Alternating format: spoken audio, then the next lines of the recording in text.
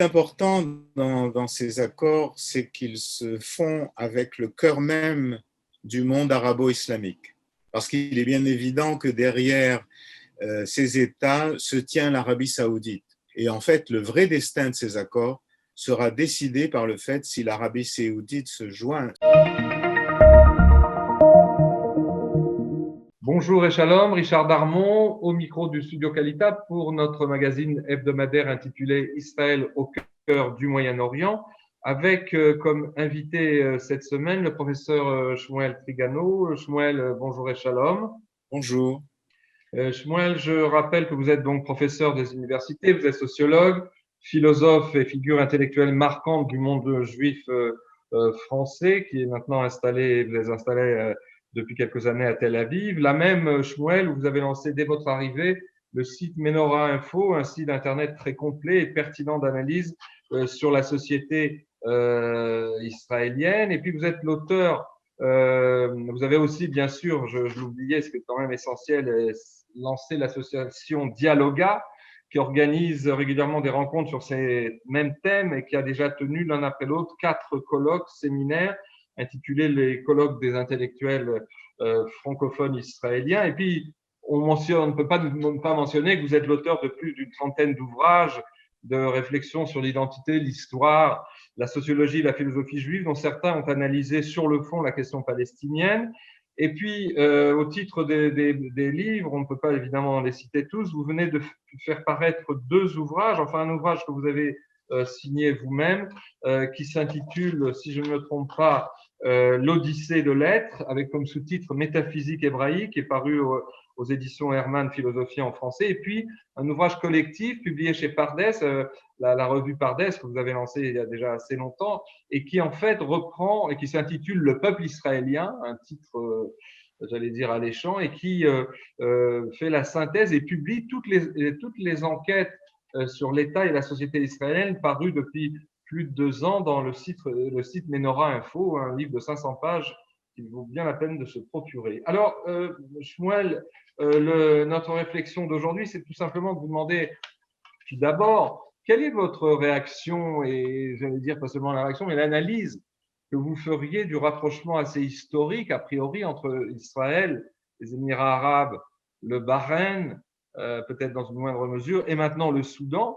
Vous qui avez dénoncé en son temps, à l'époque donc des accords d'Oslo de 1993 et de leur suite catastrophique, vous avez fait paraître un ouvrage qui s'intitulait La guerre d'Oslo. Alors cette fois, est-ce que ce serait une véritable avancée de paix, d'après vous? Alors, j'ai des impressions mitigées parce que immédiatement, c'est une grande nouvelle, une grande victoire. C'est aussi une victoire, j'ose dire, stratégique, parce qu'en fait, dans un même mouvement, Netanyahou noue une paix avec ses États et en même temps élimine l'acteur palestinien ainsi que son parrain européen, parce qu'en fait, c'est surtout l'Europe, l'Union européenne, qui maintient ce projet qu'on énonce comme une sorte de mantra, 2 peuples, 2 États, sans se rendre compte de la difficulté, de la faisabilité de ce projet. Donc, extraordinaire victoire sur le plan, on pourrait dire, stratégique. Néanmoins, des questions sont posées. Évidemment, au lendemain du premier accord, on se posait des questions sur l'accord secret qu'il y aurait eu concernant la vente d'avions furtifs. Aujourd'hui, c'est chose faite, si l'on peut dire, depuis la nouvelle a été inventée, qu'il y ait eu ou non négociation sur ce point dans la négociation de paix. Toujours est-il que des avions seront vendus justement non seulement aux Émirats arabes unis, mais sans doute aussi, comme le réclame le Qatar, ce qui est d'ailleurs une autre paire de manches que le pays des Émirats arabes unis. Donc cette question-là est restée au départ problématique, mais il y avait une deuxième question bien plus grave concernant l'avenir des territoires de Judée-Samarie.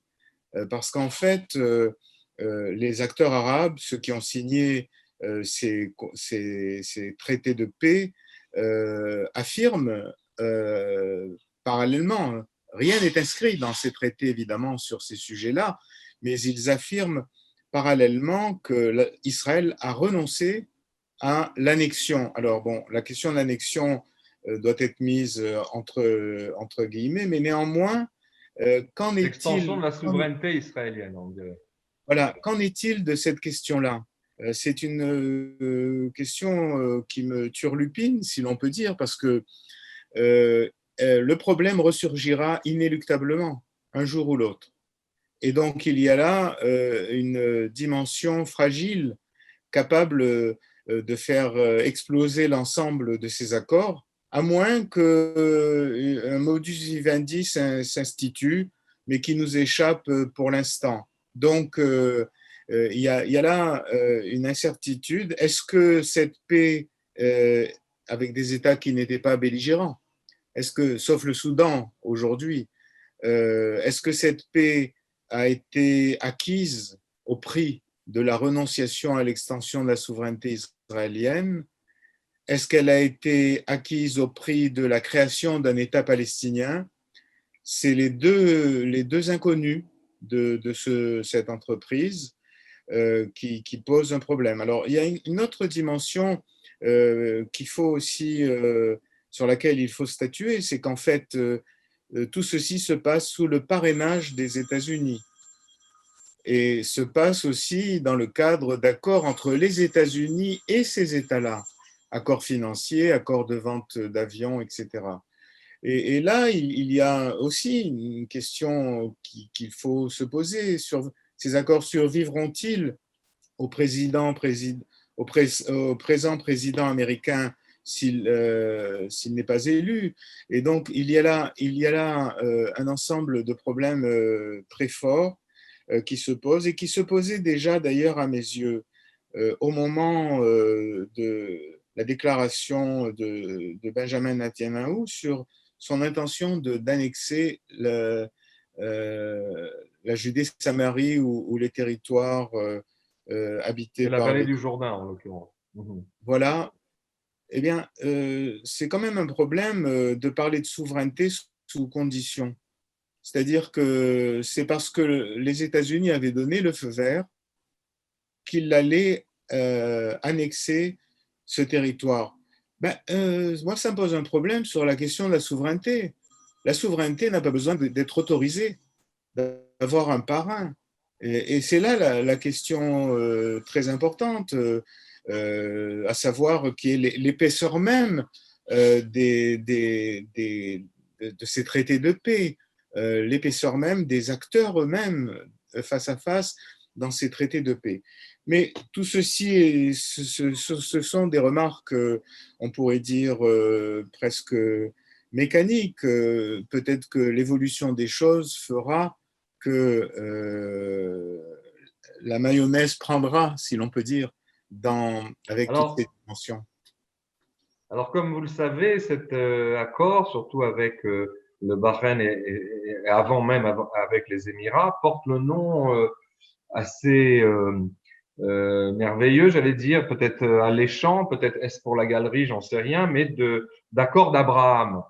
Alors, dans le Moyen-Orient, ça fait quand même résonner quelque chose. Est-ce que vous croyez, vous, de manière, je dirais, pas simplement comme une croyance ou un espoir, mais à quelque chose qui serait assez sérieux sur le plan de l'authenticité pacifique et pacifiante, et même la fraternisation à l'égard d'Israël, qui viendrait de la part des dirigeants émiratis, ce qui pourrait être corroboré par les témoignages qu'on a des uns et des autres, des délégations qui font état de la sympathie et la chaleur avec laquelle ils ont été reçus à Abu Dhabi et qui peut-être, au-delà d'une vraie fraternisation, serait simplement due à une courtoisie moyen-orientale. Est-ce que, justement, comment s'y retrouver? C'est la première fois tout de même que quand Israël a signé l'accord avec l'Égypte et l'accord de paix avec l'Égypte en 79, puis celui avec la Jordanie en 94, il n'y a jamais été question d'Abraham. Et là, il y a quand même une autre dimension qu'on veut nous faire consommer. Alors, ce qui est important dans ces accords, c'est qu'ils se font avec le cœur même du monde arabo-islamique. Parce qu'il est bien évident que derrière ces États se tient l'Arabie saoudite. Et en fait, le vrai destin de ces accords sera décidé par le fait si l'Arabie saoudite se joint à ces signataires. Et là, c'est considérable parce qu'en fait, on est au cœur même du monde musulman, du monde islamique, et c'est bien plus important que les États d'Afrique du Nord ou d'Afrique noire, etc., sur ce plan-là. Donc là, quelque chose de nouveau se produit. Quel sera son avenir? Je n'en sais rien encore. Il me semble devoir être décidé par le fait que l'Arabie saoudite se joigne aux signataires. Et là, c'est un grand événement, mais un grand événement qui a quelque chose d'inquiétant, si l'on peut dire, dans la mesure où ça bouleverse complètement le paysage stratégique de la condition de l'État d'Israël. Ça le bouleverse complètement. Ça le bouleverse complètement, d'abord, déjà, je dirais, sur le plan religieux, sur le plan de la religion. Parce qu'en fait, ces accords avec ces États qui sont au cœur du monde arabo-islamique vont faire que Jérusalem, troisième lieu saint de l'islam, pourra redevenir un lieu de pèlerinage pour les musulmans, avec les conséquences que cela a sur le mont du Temple. Les conséquences à la fois internes, puisqu'on sait très bien qu'aujourd'hui, c'est la Turquie qui tente de dominer le Waqf en écartant la Jordanie, qui est la gardienne classique des lieux saints. Et Israël espère que l'Arabie saoudite entrera dans le Waqf pour faire contrepoids à la Turquie. Donc, question encore tout à fait ouverte. Mais si vous voulez, les conséquences, je parle des conséquences sur le plan juif, l'état des choses sur le mont du Temple est gelé, sera gelé. Alors, d'un côté, il y a effectivement une circulation qui se fera parce que finalement, les lieux saints de l'islam entre l'Arabie saoudite et Israël sont très proches à tous les niveaux. Mais quel est l'impact sur la prétention juive au mont du Temple?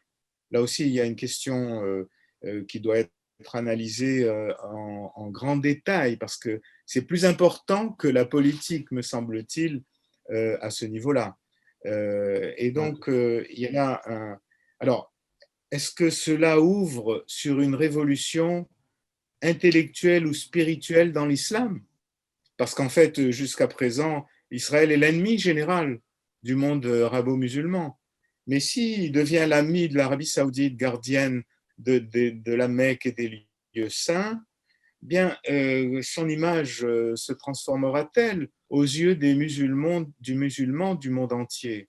C'est la question qui est posée. Alors, je voudrais signaler à ce propos une dimension dont mon ami Eliezer Cherki est le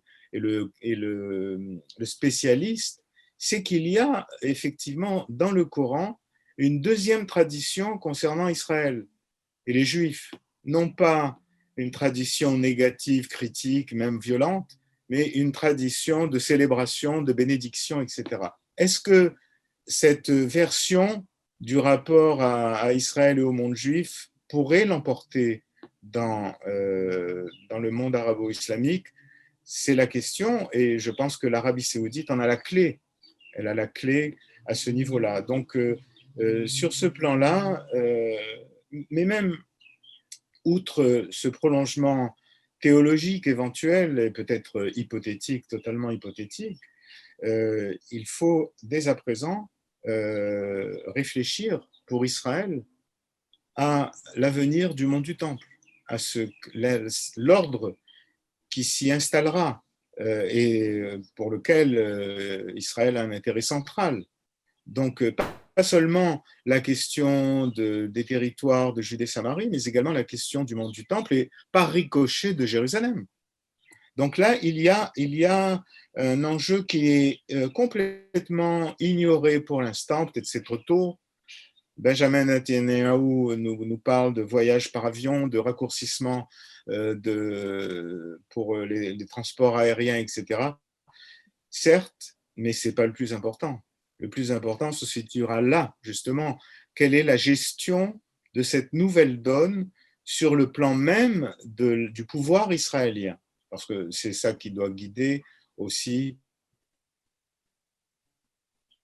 la réflexion. Si je laisse de Alors, côté le problème des avions furtifs qui semble devoir être vendus en masse à tous ces pays. oui, comme vous le disiez, si l'Arabie Saoudite, dans les prochaines semaines, se joint à cet accord, ils prendront un sens beaucoup plus, j'allais dire, massif. Et le changement géostratégique, géopolitique sera d'autant plus, j'allais dire, pesant. Mais pour en revenir à ce qui se passe pour l'instant, ne pourrait-on pas aussi penser, en ce qui concerne les Émirats arabes unis, un pays, par ailleurs, il faut quand même le rappeler, expert en blanchiment massif d'argent à l'échelle régionale et mondiale. Est-ce qu'on ne peut pas penser que ce pays qui s'affiche maintenant, qui a des velléités de puissance régionale, de petite puissance régionale, mais qui a quand même des ambitions, est-ce qu'on ne peut pas penser de manière plus prosaïque et terre à terre que ces accords lui ouvrent le soutien, enfin lui rendre possible le soutien des États-Unis et d'Israël, justement pour l'aider à se positionner en tant que nouvelle puissance au Moyen-Orient, qui a disons, son regard tourné vers une certaine domination ou une sous-domination régionale. Ben, je crois que plutôt que domination régionale, parce qu'en fait, ce sont des États extrêmement faibles sur le plan matériel et physique, pourrait-on dire. C'est le vis-à-vis de l'Iran. Vous avez remarqué dans la signature des accords, les nouveaux alliés se promettent non pas de ne pas s'attaquer l'un l'autre et de se défendre face à des tiers. Et ça, c'est la partie la plus décisive. Finalement. Parce que d'un côté ces États reçoivent une garantie israélienne en quelque sorte, mais de l'autre, Israël, en tant que puissance en conflit avec l'Iran, se rapproche, est très proche de l'Iran et constitue donc une menace encore plus forte qu'auparavant. Donc, en fait, ce qui est d'ailleurs très intéressant, est-ce qu'un conflit de ces pays avec l'Iran entraînera le conflit de l'Iran et d'Israël? C'est logique, d'une certaine façon. Donc, Israël, en fait, a desserré l'étau qui est autour de lui face à l'Iran. Et c'est déjà un acquis considérable. Alors, que les États émiratis recherchent leur intérêt, c'est inéluctable, c'est normal. Je ne les vois pas devenir des grandes puissances capables de se mesurer à l'Iran. Néanmoins, ils cessent d'être une proie facile pour les ambitions de l'Iran et sans doute aussi les ambitions de la Turquie, parce qu'il y a un nouvel acteur au Moyen-Orient. C'est le néo-empire ottoman, si l'on peut dire, sous la direction d'Erdogan. Et donc là, ça change énormément de choses. Mais alors, le plus drôle de cette histoire, si vous voulez, c'est que, d'une certaine façon, ce qui risque de se produire, c'est qu'Israël deviendra partie prenante du conflit entre sunnites et chiites, ou entre le néo-empire ottoman et les États proches de l'Arabie saoudite. C'est quelque chose d'absolument inattendu, de complètement révolutionnaire. Et là aussi, je pense que nous n'avons pas véritablement encore de stratégie pour inclure cette dimension-là, parce que le Proche-Orient est sorti de l'ère soviétique, pourrait-on dire. L'ère soviétique avait utilisé le bloc arabe, l'antisionisme, comme un facteur de présence pour elle au sein de ce monde-là. Ça a éclaté de toutes parts. Les États-nations arabes, en grande partie, se sont effondrés de l'Afrique du Nord jusqu'au Moyen-Orient. ont surgi deux néo-empires, l'empire iranien et l'empire turc, pourrait-on dire, avec la concurrence des Russes qui sont installés et, semble-t-il, demain, des Chinois. Donc, en fait, on est dans un univers géostratégique complètement bouleversé à ce niveau-là. Et par conséquent, le positionnement d'Israël va forcément changer et évoluer. Et le plus étonnant de cette histoire, c'est que face à des puissances impériales ou à l'ambition impériale, il pourrait se retrouver aux côtés d'États arabo-musulmans, ce qui était impensable auparavant. Et là, je pense que si le Proche-Orient se décompose et s'ouvre de cette façon-là, il faut entièrement repenser la théorie stratégique de l'État juif. Ça me semble absolument capital. Et peut-être qu'il est encore trop tôt, mais en tout cas, c'est ce qui me semble devoir se profiler à l'horizon. Alors, en ce qui concerne le Soudan, c'est un peu prématuré parce qu'il n'y a pas encore, l'accord est en préparation et on sent que il y a une différence dans la mesure où le Soudan a évidemment un intérêt bien compris financier et j'allais dire directement économique à une collaboration avec Israël, mais tout de même il y a aussi un renversement de situation spectaculaire puisque comme l'avait rappelé Netanyahou il y a quelques jours en annonçant cet accord à venir. C'était un tournant dans l'histoire du conflit israélo-palestinien qui s'était déroulé, ou israélo-arabe plutôt, qui s'était déroulé à Khartoum, la capitale du Soudan, en 67, quand après la guerre des 6 jours en octobre, le sommet de la Ligue arabe qui se tenait à Khartoum avait prononcé ces fameux 3 noms: non à la reconnaissance d'Israël, non à la négociation avec Israël, non à la paix avec Israël, et que ça avait, si vous voulez, été une date fatidique dans cette opposition, cette antinomie radicale du monde arabe uni contre Israël. Or, c'est au Soudan, c'est avec Khartoum que Israël va signer un accord. Est-ce que donc la question se pose, il y a des éléments circonstanciels qui amènent à ce genre d'accord, mais il y a aussi il y a un enjeu que vous rappeliez, qui est un enjeu structurel, c'est-à-dire que justement de voir de manière emblématique le Soudan, qui était un proxy de l'Iran et par lequel les envois d'armes qui circulaient sur les bateaux iraniens ou battant pavillon de Panama, mais avec des armes iraniennes pour Gaza, arrivaient donc au Soudan, étaient chargés sur des camions et traversaient le désert soudanais en direction de la bande de Gaza. Voir ce pays qui était donc un allié direct de l'Iran choisir son camp, c'est là aussi quand même quelque chose d'assez spectaculaire, même si c'est circonstanciellement motivé. Qu'est-ce que vous en pensez en ce qui vous concerne? Moi, il me semble que la dimension stratégique est très importante à ce niveau-là parce que le Soudan est au sud de l'Égypte, il est face à l'Arabie saoudite et il pèse de tout son poids sur la mer Rouge. Il Et est dans la donc, corne de l'Afrique aussi. exactement, c'est le plus important État africain sur ce plan-là, mais surtout, il commande l'accès, les fameux détroits de Tirane. Il pèse de tout son poids et également, il est au sud de l'Égypte. Donc, si vous voulez, face à lui, il y a l'Arabie saoudite sur le plan géographique. Et n'oublions pas que c'est l'Arabie saoudite qui, en fait, a payé la sorte de le dédommagement que le Soudan a été obligé de donner aux victimes du terrorisme américain lorsqu'il y a eu l'explosion des ambassades américaines. Et donc, c'est-à-dire que l'Arabie saoudite est extrêmement intéressée également à un rapprochement avec le Soudan et donc avec Israël. Donc, en fait, cette dimension stratégique est tout à fait importante à ce niveau-là, beaucoup plus que peut-être que la dimension politique qui semble beaucoup moins enracinée que dans les pays du Golfe.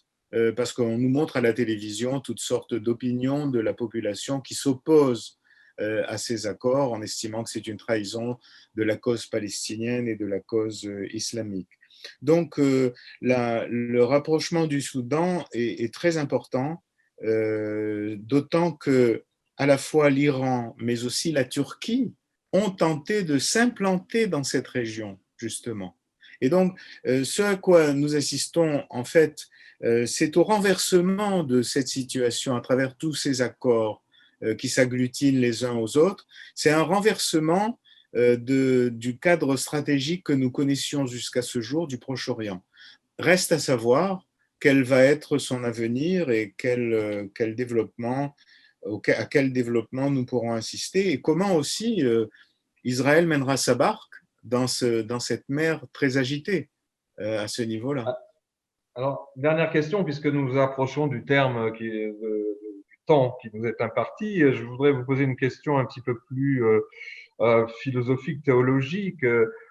Est-ce qu'on assiste en filigrane et de manière encore pas très nette, mais aux prémices de ce qui serait la meilleure voie, ou en tout cas une des voies pour mettre fin au fameux conflit triangulaire bimillénaire entre Israël, Ishmaël et l'Occident, et Esav, qui s'est traduit en fait par les tensions entre les trois grands monothéismes, le monothéisme juif, chrétien et islamique. Est-ce qu'on va vers un New Deal, une nouvelle donne et une possibilité de résolution qui prendra des décennies, évidemment, quand il s'agit de théologie, de ce fameux conflit triangulaire? C'est possible, mais qui vivra verra parce que c'est considérable cet enjeu, mais de voir cette nouvelle donne se mettre en place a de quoi ébranler les certitudes établies jusqu'à ce jour. Regardons par exemple l'Union européenne, elle est enferrée dans ses préjugés. Elle est complètement exclue de ce développement. C'est pourquoi elle est De sans même, voix d'ailleurs. elle est sans voix, les Palestiniens de la même façon. Quel va être l'avenir des territoires de Judée-Samarie? C'est la question décisive, puisqu'en fait, ça risque d'être l'élément critique qui permettra de développer ou pas ces accords, puisque tous avancent qu'ils signent cet accord avec Israël et qu'ils pensent que il y aura une solution à ce qu'on appelle le problème palestinien, une solution étatique ou autre, je ne sais pas. Il restera peut-être aux négociateurs israéliens à venir d'acquérir une maestria dans la négociation pour sauvegarder l'essentiel des intérêts israéliens. Mais en tout cas, c'est quelque chose de tout à fait nouveau par rapport à l'hostilité envers les Juifs et envers Israël. Peut-être que c'est la porte ouverte à une maturation vers des dimensions beaucoup plus hospitalières, plus accueillantes. Dans ce sens-là, la chose ne concernerait pour l'instant que le monde qui n'est pas chiite, puisque l'univers du chiisme reste en majorité très hostile à Israël et à l'existence même d'Israël et au monde juif. Donc, c'est l'inconnu de cette situation. Et comme je l'ai évoqué tout à l'heure, il y a dans l'héritage coranique une dimension qui permet à l'islam de changer son rapport à la chose juive, à l'existence d'Israël, comme non pas l'Israël simplement comme État, mais l'Israël, on pourrait dire, théologique, d'une certaine façon, c'est encore un horizon. Écoutez, Et en sûr de développement. merci Shmuel pour ces précisions importantes où vous dégagez non seulement des perspectives, mais aussi vous avancez ce qui est à l'ordre du jour de manière urgente pour Israël, de développer une stratégie en ce qui concerne aussi bien Jérusalem que son positionnement par rapport à ce remodelage total des rapports de force au Moyen-Orient. Merci pour le temps que vous avez consacré et puis à très bientôt et bonne santé aussi. À bientôt.